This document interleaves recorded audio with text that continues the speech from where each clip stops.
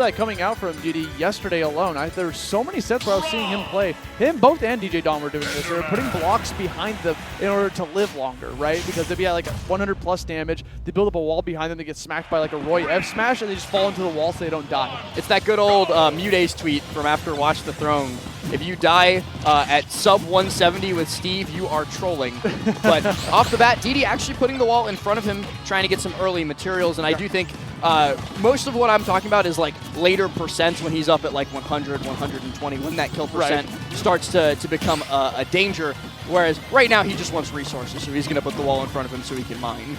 And we hopped on this a little bit, but like PS2 is actually a pretty advantaged state for Steve, not because of the stage line, but because of the materials he can get from this stage. He gets a lot of stone on this stage and Kalos, so you're going to notice a lot more stone bricks coming out whenever you're playing on PS2. Absolutely true. Quick little parry from DDee, a slight crouch. Steve's low profile is not all that low, but I guess it was low enough this time around. What is he doing? He's waiting. I can't tell if this is part of his strategy or if he's just trolling, because both are very possible for DDee. I remember I talked with Zomba a little bit in the past about this matchup in particular and how this matchup can favor Rob if he manages to get in. There's a lot of tools in Rob's kit that's really good for like deleting the blocks from Steve, just shutting him out with the gyro, doing like lasers to just stuff out any projectiles coming his way. There's just a lot of tools in this kit to be able to compete with this character. Yeah, Zomba, of course, one of the very few people on the planet with a decent set record against Akola. Yeah. Spargo, I think, like maybe one of two people with a winning set record too, if I'm not mistaken. So it's certainly not a matchup that many characters have advantages in, but Rob is one of those characters. Quick little F-tilt from DDee. He's down in percents, but Steve very capable of taking a stock if the right conditions arise. Gold tools too, so it's going to be a little bit quicker on the uptake in a lot of these situations. And well, what do you know? Up tilt bear connects, and Anathema suddenly in danger. Yeah, you're going to have to slow this down just a little bit. Both players at triple digits. I like that Anathema is actually capitalizing off of these combos off the wall. He's recognizing the tech's not going to come out, so he's going to go off of it and get ready for the ricochet of the swing. Yeah, get some more resources going. With the diamond pickaxe as well. Gonna get that second diamond in the pocket. This is kind of like a struggle for Anathema, right? Because like he is waiting right here, and DDee is definitely going to chill as he wants. But the issue is that Anathema, he doesn't have to approach. He technically is winning. He is not even technically winning. He is winning. He's up a stock. Yeah. We certainly know the vibes here at Dreamhack Atlanta 2023, but DDee only at 6.2, almost at a full resource bar of iron. That's the craziest thing here. Just like that bar is looking crazy right now. Like I see nothing but gray. Got another diamond weapon on top of that. Again, Anathema's not getting impatient. That's the thing I'm liking a lot about this. And I'll give him a lot of credit for it as well. He's willing to play this long game as long as he sees the win condition and he knows he's winning. He's not going to get impatient. Because right now, like, if he wants to play timer, he can. Eventually, DDee has to be the one that approaches. I mean, we saw this. Oh, no, got caught by that, but the walls are going to save him. Comes back onto the stage, 175. But we saw a lot of this gameplay coming out from DDee 2 days ago in doubles. When he was doing a 1v2, 1 stock to 4 stocks. He was still playing very passive, forcing his opponents to approach him. So we're no stranger to this. And finally, DDee going to be able to close out that stock with a back air. But you know what? All right, that's the Rob we know and love. Anathema connecting with a deep offstage side B to close an early stock. He was only at like 70%, I think. Yeah, but that's a Rob classic, man. Like if you get caught by like one stray aerial near the edge of the stage, that is an arm rotor coming your way at the end. Now there's no blocks on stage right now. Anathema could easily just continue this onslaught of this approach. Once he starts building up the blocks, he can slow it down. He doesn't even care because he's got a stock lead. Granted, he's already at 105. Where did that laser go? Nowhere, actually. What?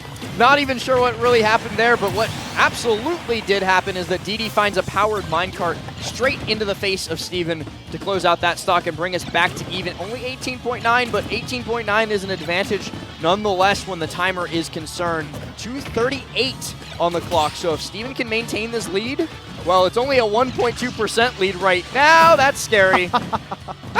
Looking for it yet again, going to avoid that anvil in the process. Here come the up tilts and the up airs, keeping him back off stage. Good DI coming out from Ana. Going to be able to try to come back down to the stage. Has tons of fuel still left over if he needs to use it to try to like find his way down to the ground. But right now, DDee is not allowing him any sort of stage control until just now. That was a lot of damage he just took.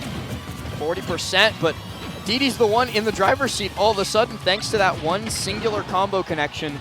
2 minutes on the clock, and now if he's the one who wants to sit behind walls for the rest of the timer, he very well can do that, but he's not going to get the chances. Anathema finds a quick gravity reversals.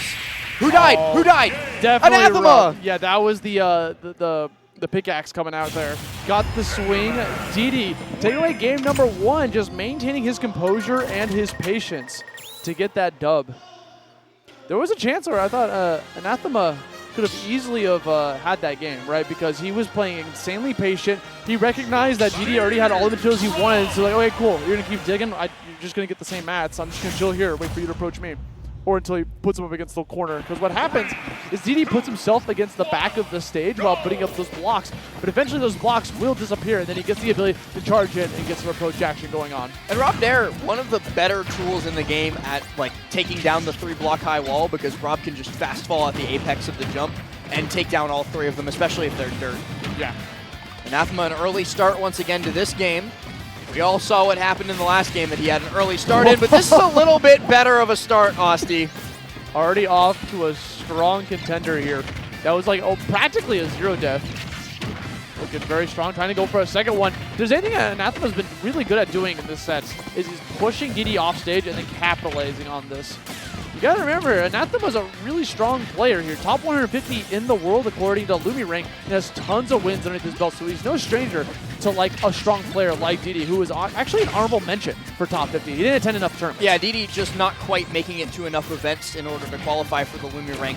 Last period, Anathema actually in a very similar situation where he went to a lot of tournaments at the start of the year, did pretty good at all of them, and then took a very long break.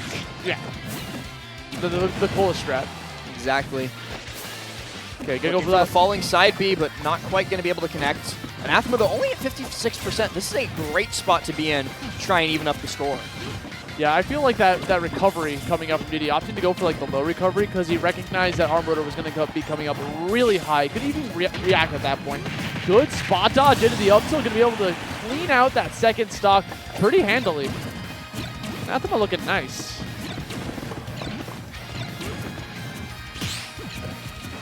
Okay, got some more projectiles coming your way. There's a gyro yet again, throwing it out there. Tons of parries, but Anathema once again gonna keep that damage a-climbing. 84% done onto him, but starting to feel like the opposite of game number 1, where it's just too little too late now, especially if Anathema can connect on this offstage interaction. Looking for something with gyro on ledge here. Gets popped up out of the grab at least. Tries to catch an early jump with the laser. Sometimes you always just be putting that projectile upwards to catch those double jumps. You know, like even if it misses, it's the fact that you're expecting you have to recover low, then you set up for that low recovery, but it doesn't even matter. Gonna get yet another up tilt into an up air. Still 3 stocks on the board here for Rob. Yeah, great DI from DDee to survive through the first up air, and then a back air connects to prevent the 3 stock. We've seen a lot of 3 and 2 stocks in this top 8, Asti. Yeah, I know. Like every game is just like a slobber knocker, and then it never becomes too close. The set count is close, but never these games. Oh, that was a full blast. Point blank, 167 damage. But the thing is, if I know DDee, there's no way he's going to give up, but he's not going to get the opportunity to. There's a down air coming from that side B glide recovery. Sorry, up B. And it's going to be able to take away game number 2. Yeah, when Anathema has that much time to set himself up on the ledge, he's almost never going to miss those down airs. And connect with 1, he does. Close out game number 2, even us up to 1-1. So great stuff to him, not letting the unfortunate nature of how game number 1 went get him down. But now it's going to be about these stage Shadow counter picks. Moses Island. Imagine. Colonel. Did you know at one point we actually considered this stage to be legalized for Brawl? Like no. Week 1.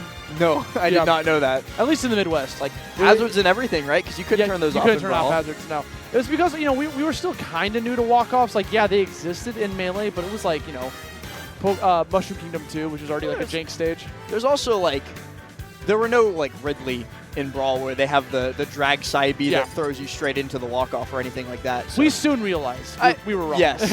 I've definitely seen some clips of Brawl jank, so I might not have been around for that era of Smash Bros, but I'm aware of it for sure. Now we're going to see about what we're going to be doing for this game number 3. Probably going to be sticking with the obvious character. I don't foresee a counter pick coming out. He does have other characters in his kit. I know he's got a DDee very can play strong a lot of characters. He's got Pokemon Trainer as like his secondary pretty much at this point. But he's also got Game & Watch. I've seen him go Pac-Man before. I think didn't he get a win on Sonic with Pac-Man? He beat Sonics at SmashCon this year with Pac-Man. Yeah, so he's got tons of characters. So he's not just a Steve one-trick, which is also very refreshing to see. He's opting to go for the Pokemon Trainer. Okay. This is a character that used to be meta, like heavy meta back in the 2019 area. This is like the Evo era killer. There were like 9 PTs in top cut of that event. Tweak being one of the more prominent ones. Yeah, there was a PT in Grand Finals of that event, speaking of which. But DDee, I think, not really even arguably the best active Pokemon trainer because there aren't too many of them anymore, especially since Atoria over in Japan started focusing a lot more on Wolf. And, you know, DDee really the only one putting up any form of results with this character. I mean, Pokemon Trainer's got a lot in his kit. I mean, the reason he's not meta anymore is just because characters just kind of like power crep the character. Yeah.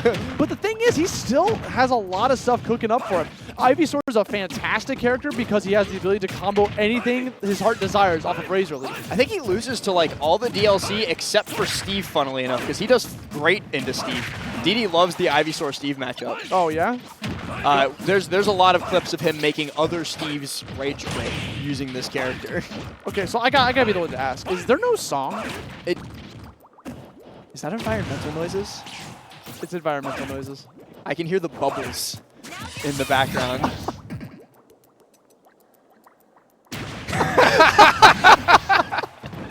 Just watch that up smash with like the environmental noises in the background. It just killed me. It's just charging forever. I feel like we're in a David Attenborough documentary. Oh my god. And now, the Wild Charizard. Ooh, good first start. The Wild Charizard connects with a grab and will execute his prey brutally, but another member of the robbed pack makes his presence known and finds a stock right after. The robotic Rob, the robotic operating buddy. Is that what it stands for? Yeah. Wait, did you not know that? I had no idea what Rob robotic, stood for. robotic operating buddy. It's a physical toy you can get for the NES. I know it was. It played the weird game with the tops, but I didn't know that that's what Rob stood for. I thought it was just short for robot. The more you know.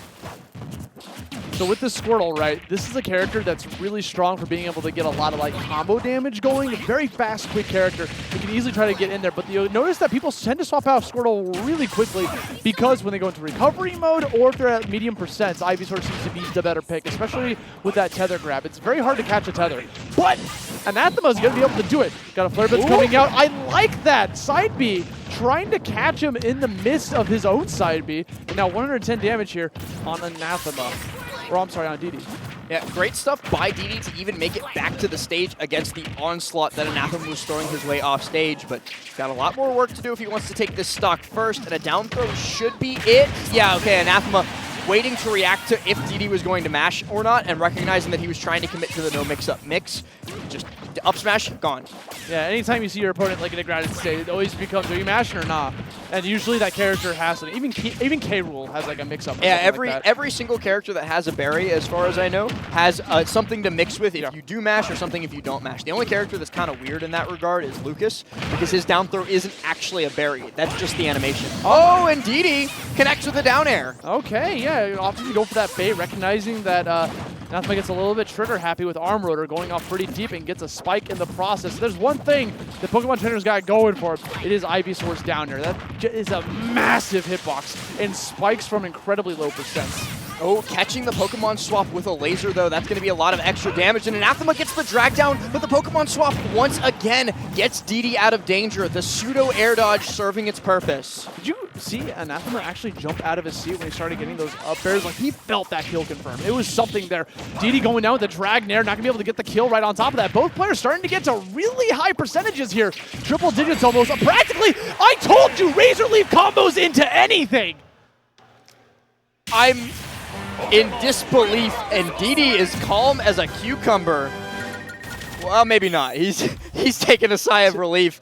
I can't believe he won that game. He was like practically guaranteed dead off the up tilt up air if Pokemon Swap didn't come out in time, and then he just immediately comes back down, fires back, and wins the game instead. What's completely completely nuts about that is we didn't really see Razor Leaf that often in the match. It only came out when it mattered most near the end of the game as kind of like your heart of the cards right there. You want to hold it close to your chest till the very end. We're going to jump here into game 4. DDee with the slight lead, 2-1. Well, I'm wondering too if the reason DDee wasn't using Razor Leaf too often, he wasn't on Ivysaur all that much throughout that game. It was a lot of Squirtle. But I'm also wondering if the reason he wasn't using too much Razor Leaf in general was because he wanted to keep it in the pocket as a mix-up, or because he knew that he couldn't challenge Rob's projectile game. Yeah, I mean, that's the thing. Like, with Ivysaur's Razor Leaf is that it will get eaten alive by Laser, by Gyro, by even Arm Rotor. Like, so many moves will be able to just kind of stuff that out. Opting to go for, like, a little bit of a higher recovery here before landing back down on the ground. Anathema looking for this next answer. Gets called out by a back air out of shield. Ivysaur now on deck, trying to feint out that down air to force out a quick response from Anathema. But he's not going to find any response to that. A quick Vine Whip. I forgot what the actual Pokemon name of the move was for a second. A quick Vine Whip going to result in the stock being gone for Anathema, and DDee is excelling at finding these early stocks against Steven. Also a rare appearance of withdrawal coming out from Squirtle colliding with something and not taking any damage for the measure. Very funny thing. Forward air, also a fantastic combo starter. We're seeing a lot of combo starters coming out here from DDee. Burrow State, 50-50, opts to go for the quick response with the up tilt. That perfectly placed gyro. Gonna force out a Charizard swap. You're so gone. Well, no, you're like, the jump is gone. Yeah, I was gonna be really upset if he made that back because I was so certain he was dead. A fantastic offstage presence coming out from Anathema. Now 98 damage. Ivysaur can easily close this out. Has the gyro in place. Deals a cross-up back air. And is now playing a little bit more safe. You know he wants that down air or an up air in the middle of the stage because that can easily collide into a Vine Whip. Oh, the gyro is active. Razor Leaf.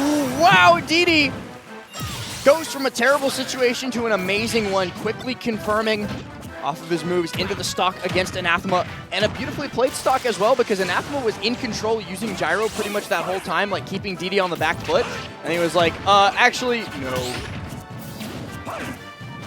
All right, if there's any time that DDee's probably going to land that Razor Leaf is when it's point blank, just like that. So now we're coming back onto the stage, avoiding that gyro, trying to get closer to his opponent. I like the withdrawal forward air. Yeah, another combo starter trying to get something going. No way. Gets the simple grab into a simple Vine Whip, and that's going to be DDee taking his first set off of Anathema. And look at him, he is excited. He finally got that win. It's been a year since these two have played, and now he has evened up the score 1-1, with him being the most recent winner, and is going to move on into winners finals. Congratulations to DDee, showing that it's not just about the Steve. He's got plenty of characters. This kid is going places. Exactly.